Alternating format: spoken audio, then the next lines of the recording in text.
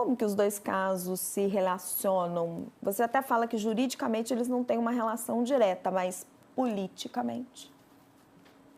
E são casos juridicamente completamente separados, é importante deixar isso claro, né? Entretanto, são dois líderes internacionais, não exatamente porque ela era uma primeira-dama, uma ex-primeira-dama agora. No caso de Jair Bolsonaro, sim, um líder ainda de muita expressão internacional. São duas personalidades políticas apertadas aí por situações judiciais desfavoráveis, né? No caso dele, é réu por tentativa de golpe de Estado no Brasil e corre o risco de ser condenado aí, ainda esse ano, segundo se diz. No caso dela, foi condenada a 15 anos de prisão por envolvimento num caso que envolvia desvio de dinheiro da Odebrecht para campanhas políticas lá no Peru, campanhas do marido dela, o Ollanta Humala, quando era candidato a presidente em duas ocasiões. É uma espécie de desdobramento da Lava Jato na região da América Latina e que atingiu muito fortemente o Peru. O que tem em comum esses dois casos que não são conectados judicialmente? São dois casos em que essas personalidades podem recorrer ao instrumento do asilo político, que é um instrumento ao qual as pessoas recorrem quando elas dizem que são perseguidas políticas.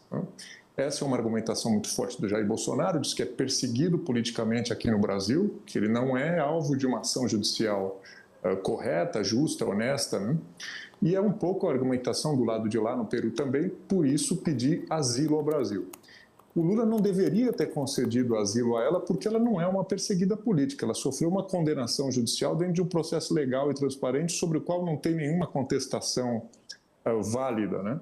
Agora, ele tem essa prerrogativa, essa liberalidade, né? O instrumento do asilo aqui na América Latina, ele é muito personalista, então um presidente pode conceder sem ter que fazer grande justificação. Ele não precisa nem sequer construir uma argumentação convincente. Foi o caso do Lula, ele simplesmente concedeu. Algumas pessoas acham que foi porque ela tem câncer e quer se tratar em São Paulo. Outras dizem que o caso tem similaridades com a situação do Lula, que tinha sido condenado na Lava Jato, mas tudo foi anulado por causa dos vícios políticos e processuais, e que, portanto, ele talvez não quisesse que isso respingasse em pessoas da região e poder interceder por elas. Intercedeu, acabou fazendo. Mas o fato é que ele deu proteção a essa pessoa, a Nadine, e possibilitou que ela viesse aqui para o Brasil, né? Então, de alguma forma, ele emite um juízo sobre esse processo no Peru, lançando dúvidas sobre a lisura desse processo, né?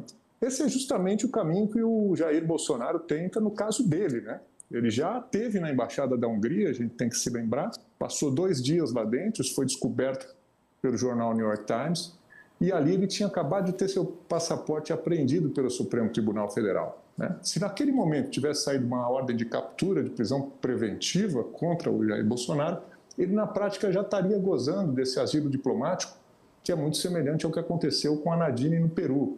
Então, quando o Lula aceita acionar esse instrumento e concede a ela essa proteção do asilo, que é um instrumento eminentemente político, ele dá uma sinalização também aqui no Brasil de que esse instrumento é válido e pode ser acionado. É claro que ele não concorda com a forma como o Bolsonaro acionaria isso, mas não importa. O Bolsonaro pode recorrer a um direito que lhe assiste e mesmo sendo condenado num processo correto, justo, ele pode argumentar que é vítima de uma perseguição.